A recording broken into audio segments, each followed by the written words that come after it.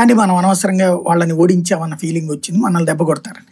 దాన్ని ఆనాడు కేటీఆర్ అడ్వాంటేజ్గా తీసుకుని ఆయా ప్రాంతాల్లో, ఆంధ్రులు నివసించే ప్రాంతాల్లో ప్రత్యేకించి సమావేశాలు పెట్టి కులాల వారీగా, బృందాల వారీగా మేము మిమ్మల్ని మా మనుషులుగా చూస్తున్నాం, ఇక్కడికి మీరు వచ్చేసి ఇక్కడ సెటిల్ అయిపోయారు కాబట్టి మీరు అందరు తెలంగాణ వదులనుకుంటున్నాం, మీరు అది ఇప్పుడు మాత్రం మాకు దెబ్బతీశారు, రేపు స్థానిక ఎన్నికలు మేము చూస్తాం, మీరు మా వాళ్ళు అనేటటువంటి భరోసా మాకివ్వండి. ఓ రకంగా పరోక్ష బెదిరింపు, నువ్వు మా కోటికి నువ్వు మా వాళ్ళు కాదు అంటే నీకు మళ్ళీ తెలంగాణ యాజిటేషన్ ఇంపాక్ట్ చూపెడతాం ఈ వ్యాపారాల మీద అని పరోక్షంగా చెప్పారు. ఆ దెబ్బతో అక్కడ ఉన్నటువంటి ఆంధ్రులందరూ కూడా మున్సిపల్ ఎలక్షన్స్ లో చరిత్రలోనే లేదు, ఈవెన్ తెలుగుదేశం కూడా ఏనాడు సాధించలేదు, 99 కార్పొరేట్ సీట్లు సాధించింది అప్పుడు 2016లో జరిగినటువంటి ఎన్నికలు.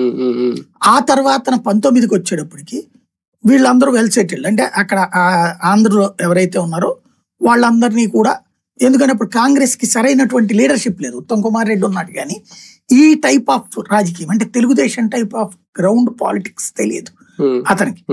అక్కడ అతను ఫెయిల్ అయ్యాడు. దాంతో బీఆర్ఎస్ దాన్ని సస్టైన్ చేసింది.